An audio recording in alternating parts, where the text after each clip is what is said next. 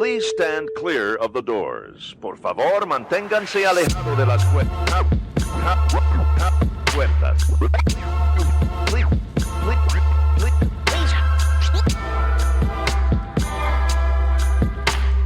Please stand clear of the doors. Por favor, manténganse alejados. Because this here's the wildest ride in the wilderness.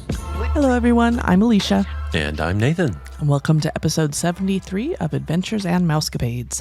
This week, we're going to discuss, well, that whole Galactic Star Cruiser thing. Yeah, we are never going to be on one of those cruises. Nope. Because Disney has announced it is done. Yep. It'll be interesting to see what they turn it into. Yeah, I hope it's not a complete write-off. But Yeah. ugh, Who knows? who knows? The last voyage on the Halcyon, which is the Galactic Star Cruiser Hotel, is September 28th. So it will be done. It will be done. Wah, wah. Who could have anticipated that a $6,000 for a 2-night, effectively, day and a half thing at Disney World for 4 people wouldn't have flown very far? They had high expectations, I guess. Yeah, they had unrealistic expectations on pricing. Yeah, unfortunately. They did put a lot into that, though. I mean, just from what we've seen, the experience was absolutely amazing. But at a price point, not many people could actually do it. Yep, 100%. Yeah. All right, what are we actually talking about today?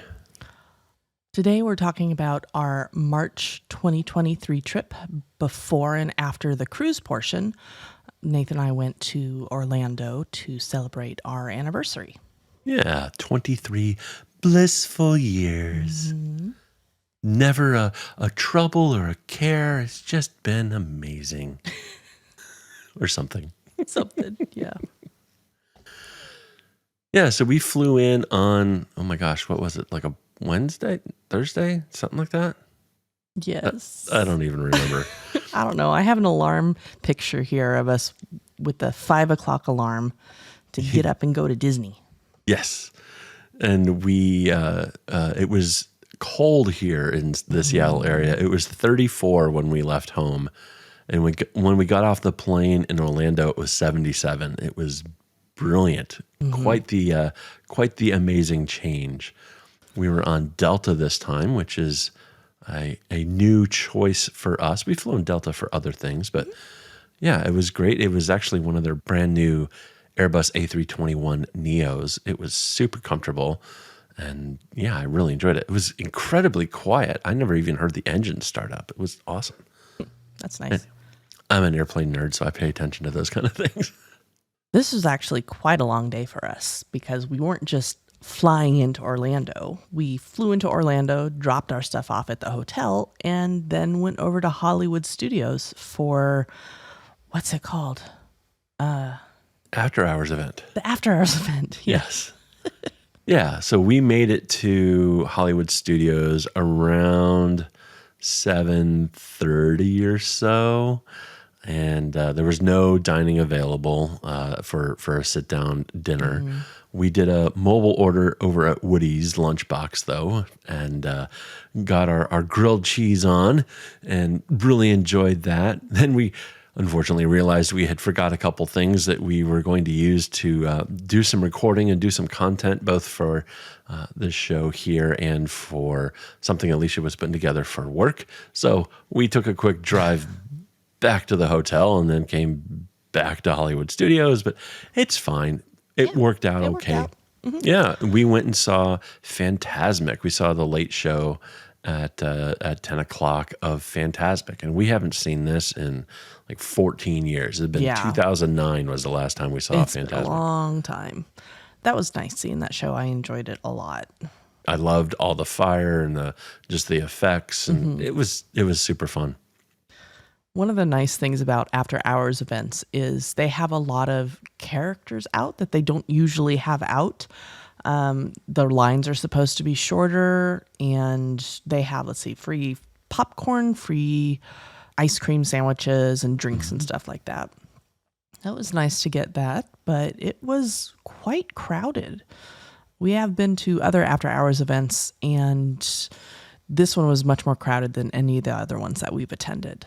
Yeah, lines stayed really long, really all night. At 11 o'clock, Slinky Dog Dash still had a 50 to 60-minute wait. We kind of just hung out. We did a few things, but we didn't do as much as we really wanted to.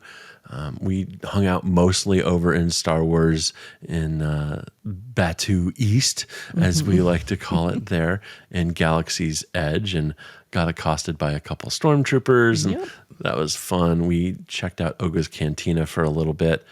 We went, did Rise of the Resistance around midnight. I think it was all of the B show elements, was kind of lame, but that I love the ride, but man, they've got to get it to be a lot more reliable. Too many moving parts, but it is a gorgeous ride. Yeah. I think one of the funny things is you had something to drink and you had finished it. Yeah, I had a water bottle. Right when we got onto the shuttle, I guess. Well, it was, I think I had the bottle with me. I finished it on the shuttle, and then you get, spoiler alert, you get pulled onto a Star Destroyer, and that's where you see all of the stormtroopers and everything lined up in the docking bay. And I asked one of the cast members there, I said, is there a Imperial recycling station anywhere around where I can leave my bin? And she's like, oh, I'll take it. Thank you for helping the galaxy. So that was funny. Yes. Let's see. The whole thing was over at 1 a.m. And we were there for the entire thing. Yeah. And it was just so busy, though. There was so much going on. I don't think we got our monies out of this one. This is the first after-hours event where I was actually pretty disappointed in what we were able to do and what we were able to get done. So yeah, there was, like we said, there was a lot more people there than we were expecting. So it would have just been waiting in lines the whole entire time anyway. Right. Yeah. I guess we should say we were staying over at the Wilderness Lodge, and we had a DVC room there, which was really quite nice. We had a little balcony that we could oversee some of the stuff over in the pool. It was a closed balcony. We were there on the main kind of like lobby floor, and those balconies have stonework instead of like an open railing. So it wasn't ideal, but then again, we didn't spend any time out on the balcony really at all, so it didn't really affect us. It wasn't a horrible thing. The interesting thing about this room is I had requested something close to the elevators, and we definitely were close to the elevators, but we were not actually in the DVC part of Wilderness Lodge.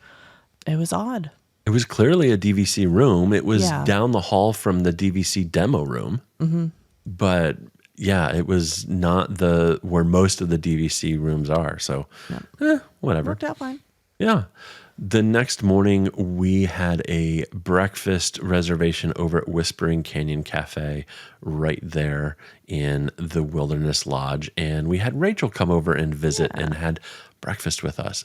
This was fun. This was an amazing breakfast. And not only was the food great, but the cast member that was taking care of us was phenomenal. He was hilarious. He did a great, great job. His name was Lee. He has a gigantic red cowboy hat. Like Alicia was wanting to take a picture of him, and he started like posing and leaning up against. Yeah, he grabbed your phone and he walked around and he was gonna take a selfie, and then he took the phone and like walked around and took selfies with like all these other tables and stuff like that. Lots of fun. It was great. Yeah. The food was pretty good. I mean, we liked the spread. It wasn't over the top amazing, but it was solid. It was really good. And we decided that we were going to start doing a rating scale on the restaurants. So welcome to our ratings for Whispering Canyon Cafe. Low is a 1, a 5 is high. Kind of where we base these are. A 3 means, we'd go back. A 5 means we are making it a point to go back. A 1 is, we're going to stay away from this one. We won't go to that again. Yes. That's what that means. Right. For Whispering Canyon, however, we gave it overall a 4.2. Indeed. That is a 4 for ambiance, a 3.5 for food. It was really good food, but it was, it's pretty down the middle staples. Like, it's just good food. Yeah. And the service, though, that got a 5. Yes. Yeah. And That's a fun. I think Rachel and I shared a mimosa flight for the morning. All three of us had a little bit of that. Yeah, exactly. Yep. That was a good start for Rachel's business day. Yeah. And we took that day to just kind of look around Wilderness Lodge, see what there is. Mm-hmm. I had some henna art done from a company called 24 Art, and they asked what I wanted, and I said, let's do an amalgamation of Doctor Who and Disney. So I have a TARDIS on my arm with Daisy poking her head out because Daisy is my favorite. And this was amazing. This was phenomenal. We'll put pictures of it up, of course. The company is 2TWO 4, the number 4, and then Art, ART. It was really cool. They're very nice people. And it took, I think, maybe 45 minutes for them to finish up with it. Yeah. Yeah. And while you were doing that, I went down to the Geyser Point Bar and Grill and decided I was going to get some reading done. And of course, while I was sitting there at a bar and grill, and I decided to read, but I, of course, had an appetizer because when in Rome, when you're at a bar, like, let's go. I had the cheesy barbecued brisket, which, holy cow, this stuff was amazing. It was, the brisket is just perfect and a little bit of sweetness from the sauce, and it has a ton of cheese on top of it. And the homemade chips, house-made chips were just perfectly done. Just an amazing dish. It's got a little bit of spice, maybe just a touch of heat to it from the barbecue, but also that sweetness that it counteracts it at the same time. I would have this again in a heartbeat. We actually hit that area again a little bit later on in the trip, and I think Bill was with us that time. Yeah, and we got this again, and yes, it is absolutely delicious. Mm-hmm. The tastes are very yummy. So. Mm-hmm. I also got a Northwest iced tea, which was a 44 degree North Idaho potato vodka, Bacardi Superior rum, Aviation Gin, Cointreau liqueur, sweet and sour, and some Coca-Cola in there. And this was basically a Long Island iced tea, but it had vodka in it from the Northwest, from Idaho. I thought it was actually really good. It wasn't as sweet as I remember Long Island iced tea being when we've had them in the past. So I liked it quite a lot. But yeah, I just kind of hung out and waited for Alicia to be done. And yeah, it was good. Yeah. I will say, kind of stepping back in the day, we were traipsing around the pool there and just kind of taking a look at the grounds. We got some pictures done by one of the photographers who was walking around there, and there's some pretty awesome pics there. And then all of a sudden, somebody comes running up and going, Mr. Novak, Mr. Novak. I'm like, did I forget my wallet? No, wait, my wallet's back in the room. What is going on here? And it's like Caitlin's best friend, Sanaya. Yeah. So that was amazing. So Sanaya and her parents were staying there at one of the cabins for a couple weeks, I think it was. Mm-hmm. And yeah, that was so completely random to run into them there in Florida. So awesome to see them. We also got to hit one of the other restaurants there at Wilderness Lodge, and that was Storybook Dining at Artist Point.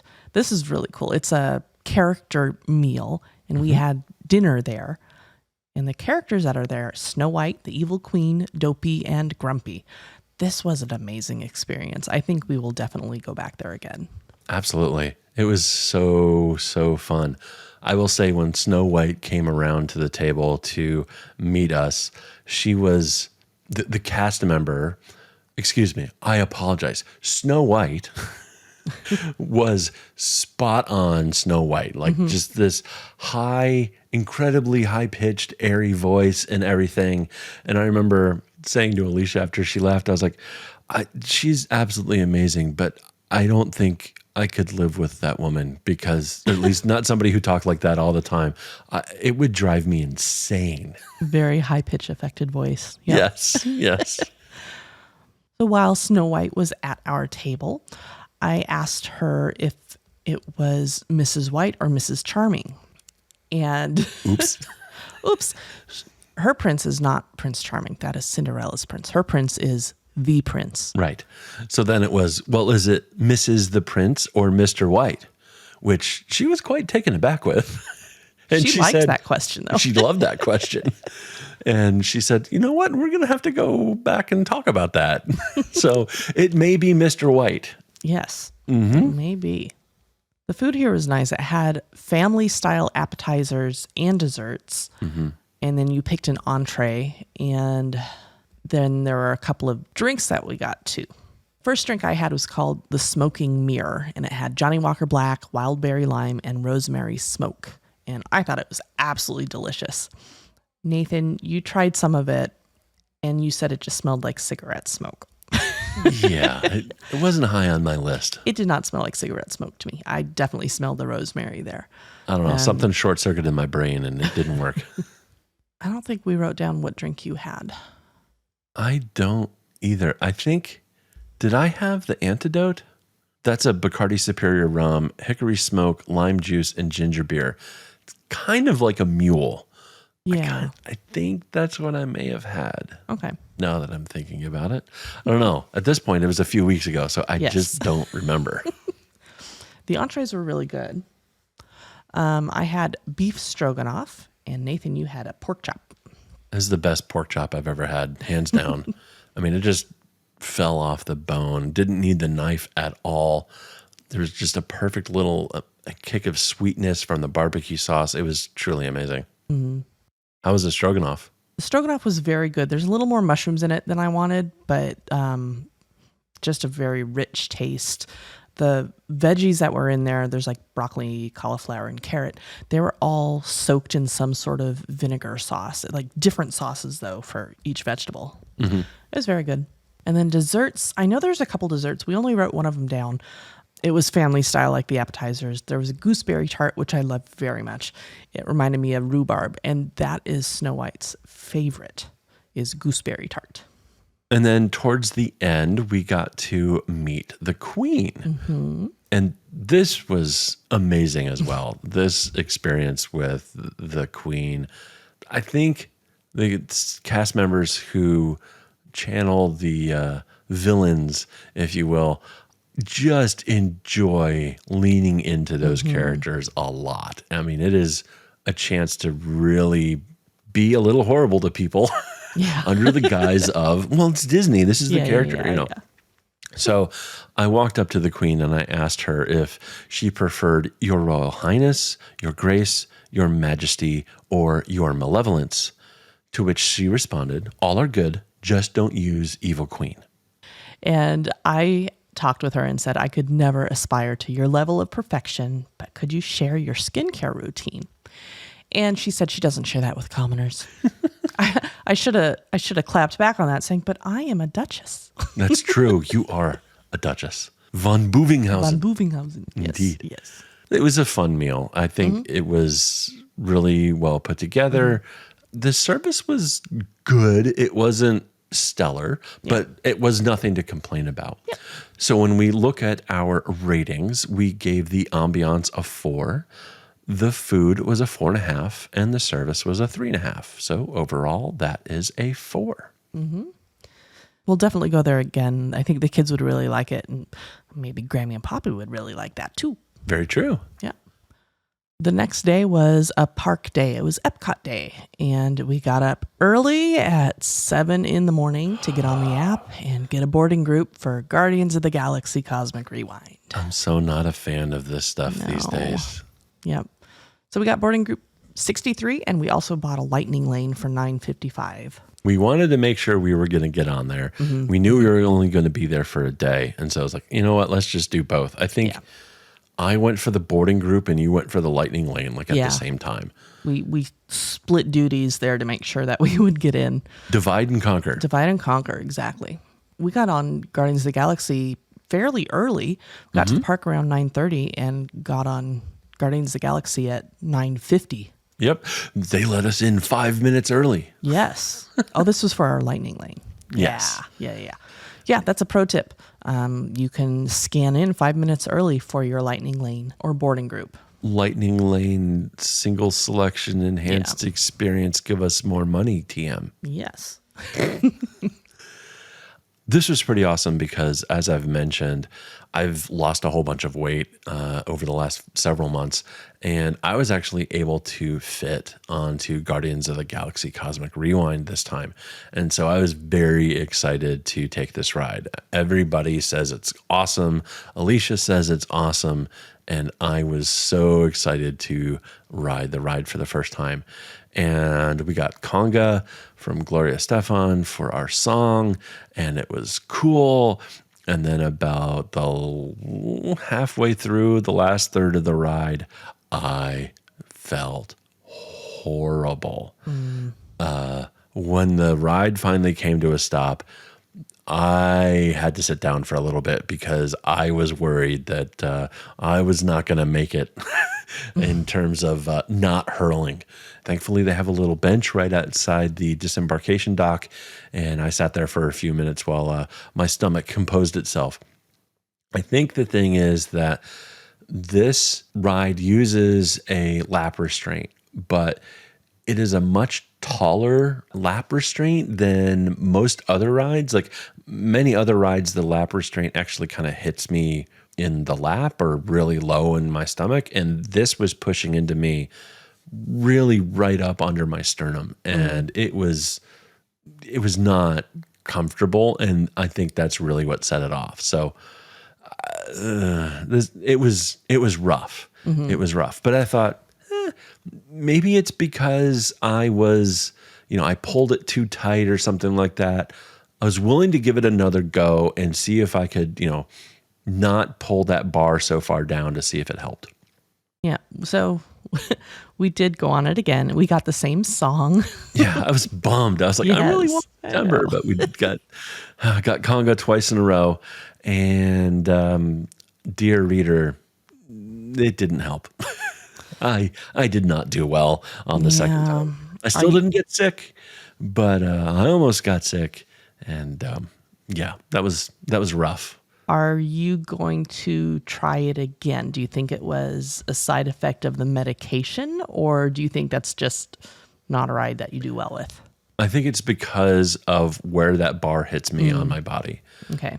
I think if we're there maybe in December, which is, well, I don't know why I'm saying if. When we're there in December, yes. I will probably try it once again. Okay. All right. Because I know both the kids want to get on there. So, and I will definitely get on again. Because to me, this is the best roller coaster that Disney has. It's not my favorite. I think Everest is my favorite. But it's still the best one. Yeah. I'm hopeful that I'll lose a lot more weight by the time December comes around, and I'll be able to fit a little bit better into the ride, and it won't hit me in a bad spot. Yeah. So I will try it one more time, and if it doesn't go well, then I'm gonna call it. My career is over on that ride if it doesn't work out. If the third time is not the charm. I hope it works out. We'll see. Yeah, we'll see. We also got to go to a restaurant that we'd been wanting to go to, but hadn't been able to get into, and that is Space 220. And we did the lounge rather than the sit-down seating, just because we had heard from a couple of places that the lounge is actually a better experience than the sit-down dining. I mean, you still sit down to eat. It's just not in the main dining portion of the restaurant. But it is in the main dining portion of the restaurant. It's just like an upper level that's closer to the bar. Like if you walk into Space 220, it's basically there's two terraces. Like there's two levels. There's that main level that you walk into. That's where the bar is, and that's where the lounge seating is. And then there's a railing and a few steps down, and then there's the main dining room seating that is closer to the windows. Frankly, I think sitting up in the lounge, sitting against that railing, was a way better view than I would have had down on the main floor. Yeah. And you're not bound to a more expensive 3-course meal. Yeah. You could order kind of a la carte whatever you wanted. And I think it was a lot better. Now, I still think it was overpriced for what it was. I don't know that this is on our must-do list. No, I think we listed this as a 3.3 overall, which means we'd go back, but we wouldn't make a point to go back there. The food was interesting, but it wasn't anything stellar. The desserts actually upped our rating a little bit. Yeah. Our food rating was a 2.5, Yeah. and the 0.5 bump was because the desserts were really good. The ambiance, we gave it a 4.5. I think it was really cool. I love kind of the little hidden things and characters and other things that you could see through the windows. I think the space elevator ride up and down was really quite fantastic, and really enjoyed all of that stuff. But the service was a solid 3. The food overall was a 2, and then we ordered dessert and it was a 2.5. Now, I have to say, I agree with what Molly has said several times from Mammoth Club, and that this restaurant should have been over in Tomorrowland. Yeah.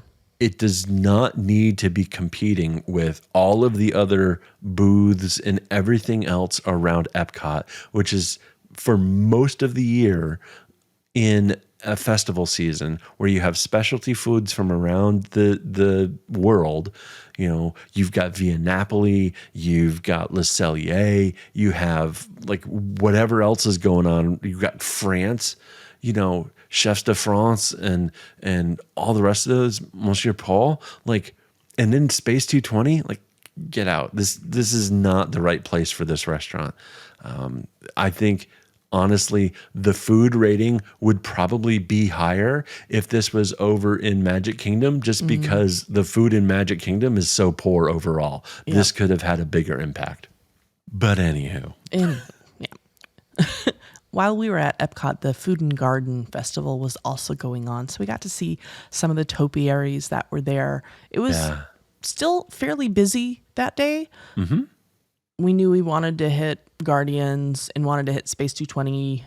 And I don't know if we did anything else other than, walking around the world and drinking and eating. Yeah, exactly. And we snacked here and there. We had a few samples of lots of different things from all across the world. And it was a really good day. Yeah. I enjoyed it a lot. And I think the highlight from me was that the Rose and Crown has a Bombardier Amber, which is recently replaced Bass Ale. And frankly, it's way better than Bass Ale ever was. It was interesting. I was talking to the bartender inside, and he's from England, as you do in Epcot these days. And he mentioned that Bombardier was everywhere over there, and Bass really wasn't found very many places at all.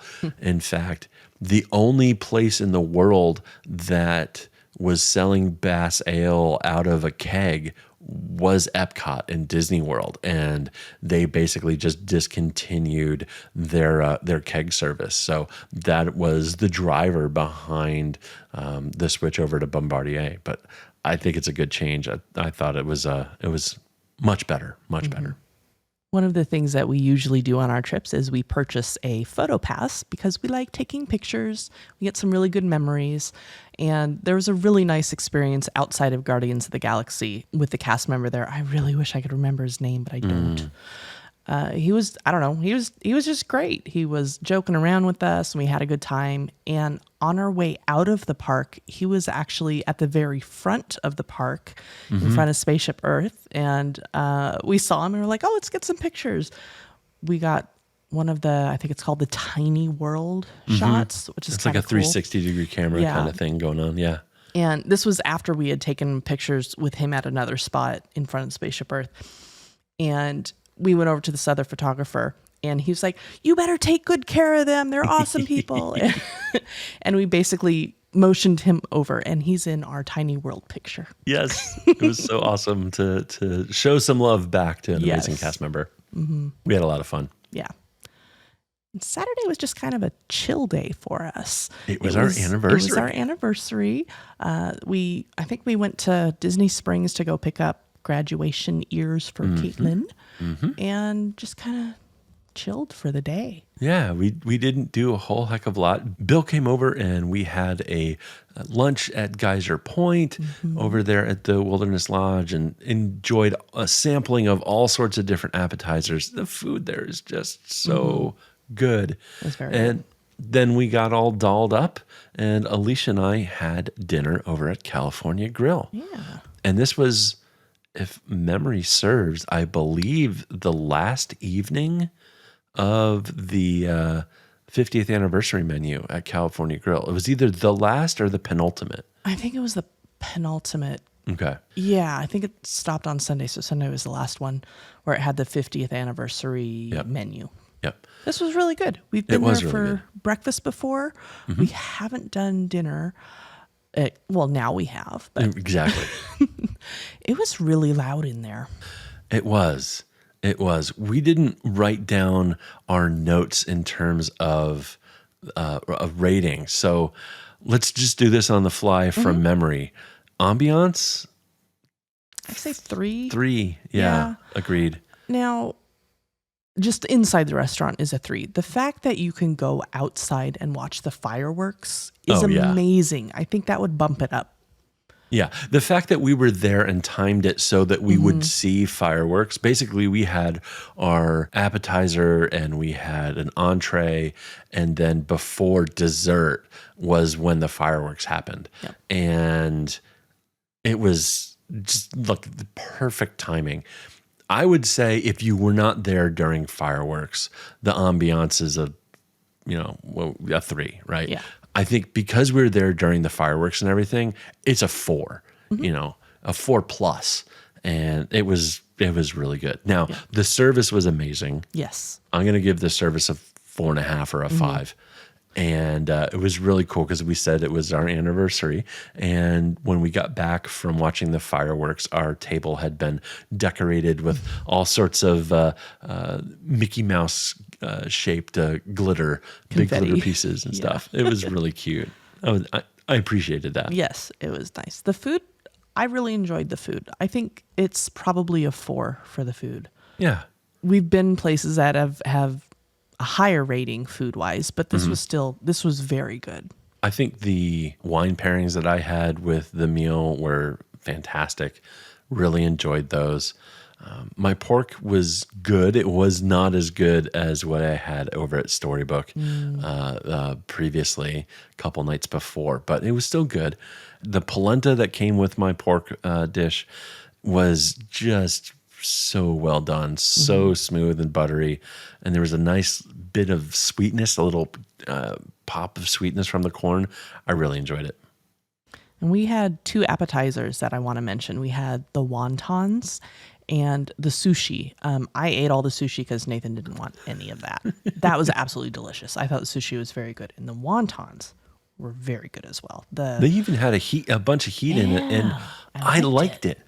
Bill, I hope you're listening, Bill. I liked it. Let's see. I had a steak for dinner. That was good. Not the best steak that I've had on Disney property, but it was good. And we did take a minivan here and back from Wilderness Lodge over to Contemporary, which is really not very far, but we didn't want to drive. No, we didn't want to drive. And that way we didn't have to worry about, if we're going to have a few drinks and stuff like that, because I had some old fashioned beforehand. I had wine with the dinner. I had a nice glass of port with dessert. I didn't want to have to worry about either of us having to drive. So we got chauffeured around. Exactly. Sunday was the last day we had before getting on the Wish, and we spent the day over at Magic Kingdom. We got up early again to get boarding groups for Tron. Let's see. We got boarding group 25, so nice and early. And of course, we did a lightning lane as well, just so we could. Right. Just to make sure. Yeah. The Tron boarding group 25 was called at 9:40 in the morning. We got there about 10:05 or so, based on how quickly we had seen the boarding groups go the other day. In fact, I want to plug a website that I found as part of all this. if you're interested in kind of some data modeling on when a boarding group is going to get called, go check out thrill-data.com. And they have an incredible array of data and modeling over various days and months and everything else. They're pulling live data out of the Disney system because, you can go check on wait times and you can go check on when boarding groups are called, like through the phone or whatever. So I'm sure they're leveraging an API or screen crawling or whatever they're doing. But they will model and say, here's about when you're expected to be called back. Here's how fast, say, lightning lanes will sell out. If you get a lightning lane at, say, 10 a.m., here's roughly the time of day that return time will be. It's a tremendous amount of data that they have on most of the bigger rides over at Disney and other places all across the country. It's not just at Disney parks. So thrill-data.com can be super helpful if you're wondering about when is boarding group 180 going to get called back. It can help you kind of plan your day. This was on March 26th, and Tron was not scheduled to open until April 4th, but they did a soft open, which we were very happy with because we weren't sure they were going to do that or not. We didn't get left out in the cold again. No. So we were able to do the test seat, and it was a little frustrating because so many people wanted to go get a picture in the test seat that folks like us who actually wanted to test the test seat, we had to ask a cast member for help to actually get in and do some testing and things like that. So I would love for people to not use that as a picture experience. But anyhow, I digress. I was able to fit and was actually pretty comfortable. Alicia was not, and just leg position and things like that just was not going to work out. You're basically kind of riding a motorcycle and kind of leaning forward on this ride. So we decided that we would go in the back car, and every other train, I think, has kind of a set of normal seats at the back of the train that you can partake of this ride in, and that's where we got to enjoy Tron from. I do want to say that the fit for this ride, it's not torso fit. It's more your legs and calves and shins. If you are a taller person, you might not fit in here as well. If you have larger calves, you might not fit. But it's not necessarily torso size. Right. What did you think of the ride, hon? All right, we went on this thing twice. The first time, and we were in the back both times. Yeah. Overall, I don't know that I'd make a point to go on this again. It was over way too quickly. I think the most thrilling part of the ride is at the very beginning, the launch. And yeah, I mean, it was too short. It's even shorter than Rock and Roller Coaster. Yeah, there wasn't really it wasn't super fast. There's no amazing big drops. Yeah. There's probably 3 exciting turns to it, and then yeah, I don't know. I will go with the kids. Yeah. Because they're going to want to see it, but it's not something that would be in my must do for repeat. I'm glad that I wrote it.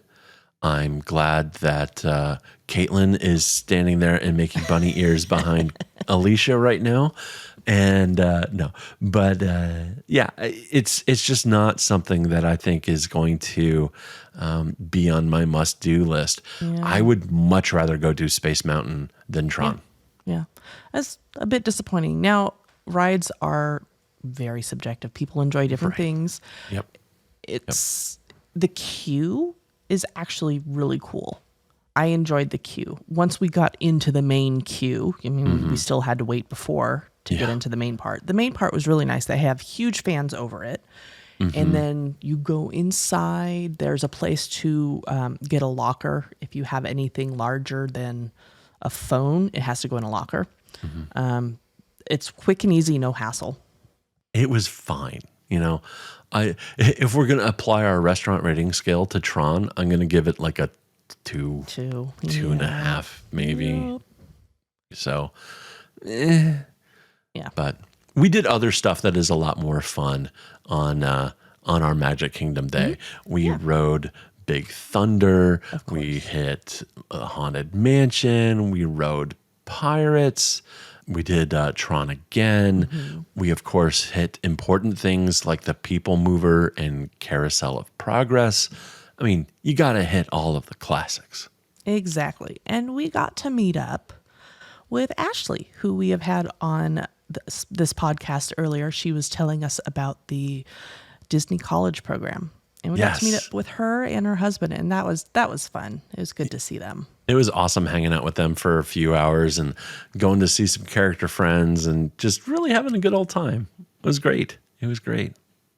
That night, we were getting pretty tired. We know we needed to, get up in the morning and get packing done and stuff like that. So I think at one point we thought we might stay till park closed. That didn't happen. No, we were tired. We pulled the plug around 8:30 or 9 o'clock or so, and then we went in. Actually, were able to basically get a walk-up reservation for dinner again at Whispering Canyon, and that was just a incredibly weird experience. Well, not weird, but like. It was good food. It wasn't, I mean, like we got to talking with some of the servers. It was just more down home and really amazing people. And there was a guy at a table next to us who he had just been discharged from the hospital like that morning. And he had been in the hospital for like 3 or 4 days. He was at the Indiana Jones Stunt Spectacular over in Hollywood Studios and had a stroke at the park and had to be sent to the hospital and all the rest of that, but was effectively fine and was just telling folks about what that whole experience was like and how Disney really took care of him and his family and all the rest of that stuff. And just, wow. I think the interesting thing though, the thing that the point of his story, I'll say, was to not ignore the warning signs of a stroke, because he had been feeling a little iffy for a couple days and then it finally hit him like a ton of bricks. But there were some warning signs before the major event happened. And pay attention to your body, everybody. A little PSA for you. Yep. And then let's see. The next day we got on the Wish. Yeah. We were on there for a couple of days. Yeah. We've talked all about the Wish and kind of what we did on there in our dining and all the rest of that stuff. So we'll kind of skim over this. We've even talked at depth about the Serenity Bay and what it was over there. We got a cabana over there for the first time ever, and that was a lot of fun. So we'll kind of skip a few days ahead, and we got off the Wish on Friday and drove back up to Orlando, and it was a really, really amazing evening with Bill and Rachel and Andrew and Mare, our good friends. We snagged a reservation from Disney at Gico, which is the very, very posh and fancy dining restaurant, specialty dining restaurant over at the Animal Kingdom Lodge. And this meal was exquisite. It was very good.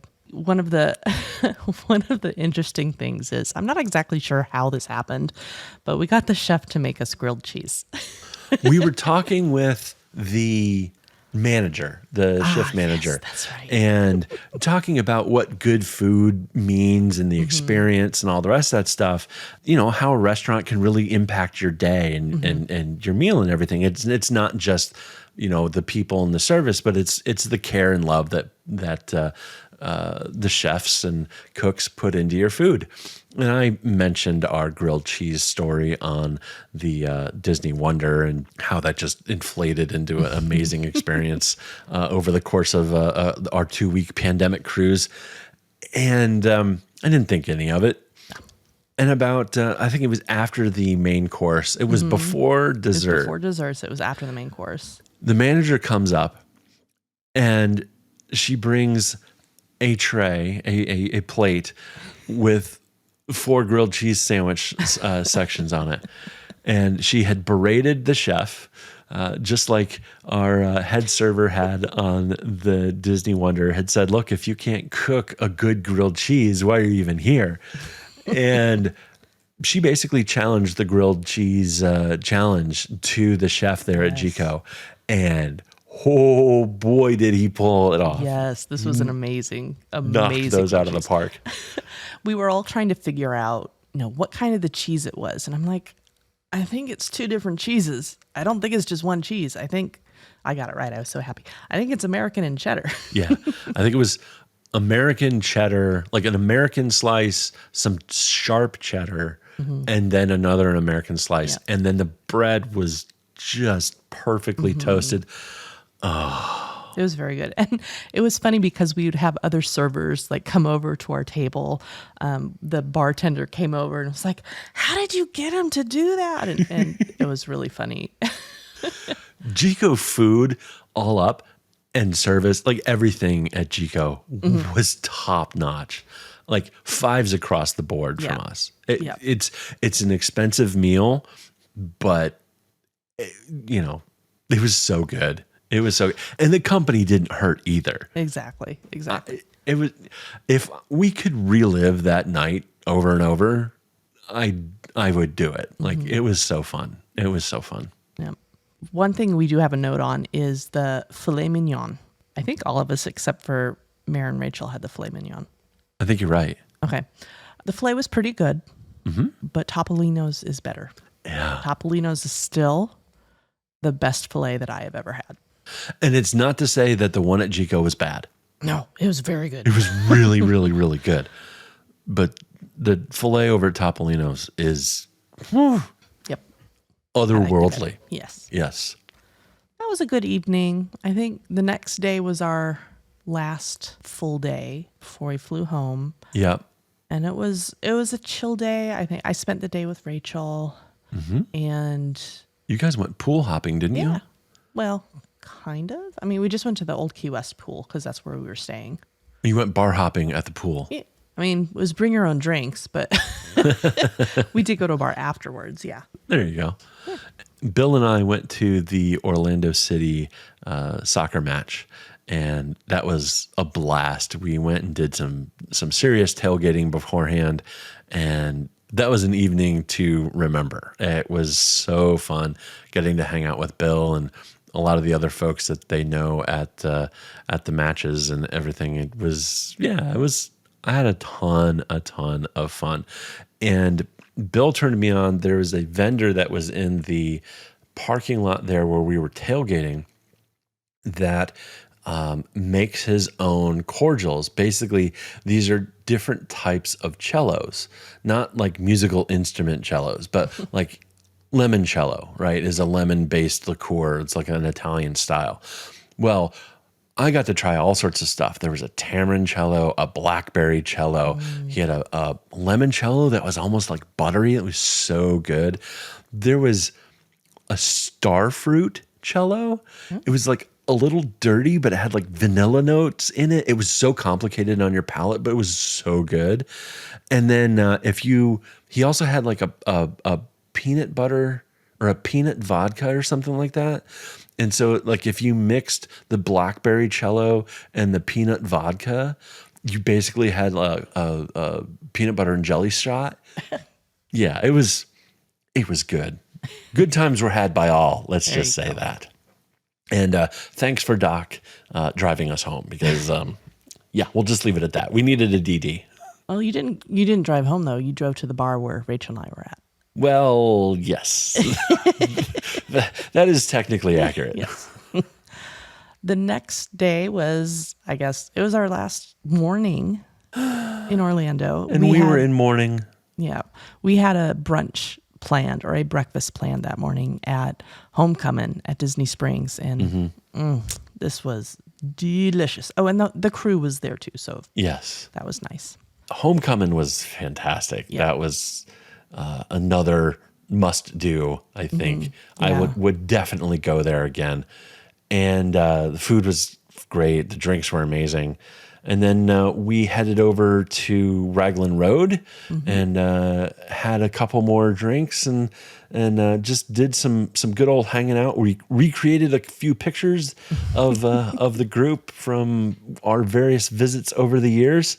And yeah, we just had a good old time, and then we had to fly home. I do want to note there's a picture here that I absolutely love of you and Bill. Yeah. You had just done the bend and snap from Legally Blonde.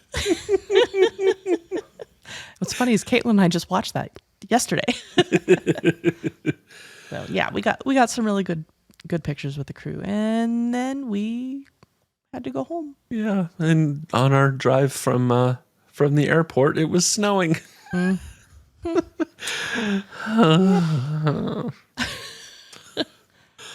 It's okay. This was a really fun trip, and we got like 5 or 6 weeks worth of podcast episodes out of it, so that's good in my book. Go. Yes. But it was so fun. It was great to see everybody. It was great to just spend some quality time with our best friends and check out the Disney Wish for the first time. And Yes. yeah, I wish we didn't live on the other side of the country. We could do these kind of things more often. Yep. Well, with that, we must say, to appease the lawyers, that we're not affiliated with Disney and we're not travel agents. While we can offer our opinions and suggestions, we recommend working with a travel agent to plan your perfect vacation. If you have any questions or suggestions or would like to be interviewed to share your Disney experience, please send an email to podcast@ourmousecapades.com. Give us a follow on socials. We're at Our Mousecapades. And please give us a rating and review in the Apple Podcast app. That really helps people find us. Thanks for listening. We'll be in your ears next week. Thank you for flying Star Tours. Bye-bye.